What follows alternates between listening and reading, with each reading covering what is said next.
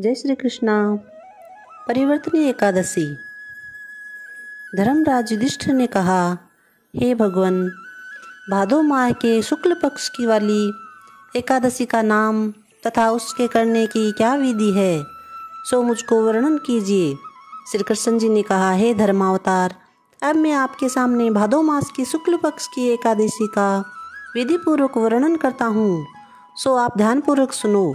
इस एकादशी को परिवर्तनीय एकादशी, वामन एकादशी कहते हैं। कहीं कहीं इसको एक जयंती एकादशी भी कहा गया है। यह पापों का नाश करने वाली, अंत में स्वर्ग को प्रदान करने वाली, वाजपेयी यज्ञ के समान फल देने वाली है। जो मनुष्य अपनी गति चाहते हैं उन्हें इस एकादशी का व्रत अवश्य करना चाहिए। जो मनुष्य जयंती एकादशी के दिन वामन भगवान की पूजा करते हैं वे तीनों देवता अर्थात ब्रह्मा विष्णु महेश की पूजा का फल प्राप्त करते हैं। इस एकादशी के दिन शयन करने हेतु श्री भगवान विष्णु करवट बदलते हैं, इसलिए इसे परिवर्तनीय एकादशी कहते हैं। युधिष्ठिर ने कहा, हे भगवान, आप इन वाक्यों को सुनकर मुझे अत्यंत संदेह हो रहा है, क्योंकि आप किस प्रकार सोते हैं और करवट बदलते हैं तथा किस प्रकार वामन रूप धारण करते हैं और आपकी क्या क्या लीलाएं हैं, ये सब विस्तार पूर्वक कहिए। श्री कृष्ण जी ने कहा, हे युधिष्ठिर, मैं अब तुमसे पापों को नष्ट करने वाली कथा का वर्णन करता हूँ। त्रेता युग में दानव कुल में एक बलि नाम का मेरा भक्त था तथा दानी, सत्यवादी और ब्राह्मणों की सेवा करने वाला प्रतापी राजा हुआ था, जिसने अपनी भक्ति के प्रभाव से इंद्रलोक पर अधिकार कर लिया था।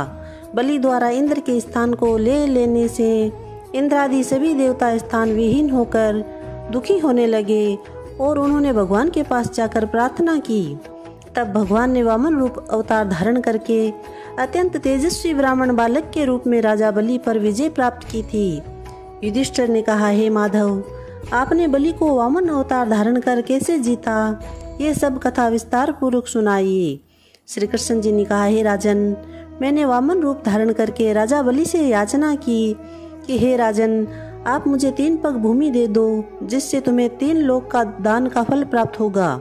वामन जी की इस छोटी सी याचना को राजा बलि ने स्वीकार कर लिया और 3 पग भूमि दान देने के लिए संकल्प कर लिया। तब मैंने अपने शरीर को बढ़ाया, जिससे भूलोक में पैर, भूरलोक में जंगा, स्वर्गलोक में कमर, महरलोक में पेट, जनलोक में हृदय, तपोलोक में कंठ तथा सत्यलोक में मुख को रखकर अपने सिर को ऊंचा उठा लिया। उस समय मैंने राजा बलि को पकड़कर पूछा कि हे बलि, अब मैं अपना तीसरा पग किस स्थान पर रखूं? मेरी बात सुनकर राजा बलि ने अपना सर नीचा कर लिया। तब मैंने अपना तीसरा पग उसके सिर पर रख लिया, जिसके कारण वह दानव पाताल लोक को चला गया। जब मैंने उसे अति विनीत दशा में देखा तो मैंने कहा, हे बलि, मैं सदैव तुम्हारे निकट ही रहूंगा। भादो के शुक्ल पक्ष की परिवर्तनीय नामक की एकादशी के दिन मेरी एक प्रतिमा क्षीर सागर पर शेष शैया पर शयन करती रहती है तथा दूसरी राजा बलि के पास रहती है। कार्तिक मास के शुक्ल पक्ष की एकादशी तथा भगवान शयन करते हुए तब करवट बदलते हैं। इसी दिन भगवान त्रिलोकी नाथ विष्णु की पूजा की जाती है। इसमें चावल, दही सहित और रुपये का दान किया जाता है। इस व्रत में रात्रि को जागरण करना चाहिए। इस प्रकार व्रत करने से मनुष्य समस्त पापों से मुक्त होकर स्वर्गलोक को जाता है। ओम नमः शिवाय। जय श्री कृष्णा। Thank you.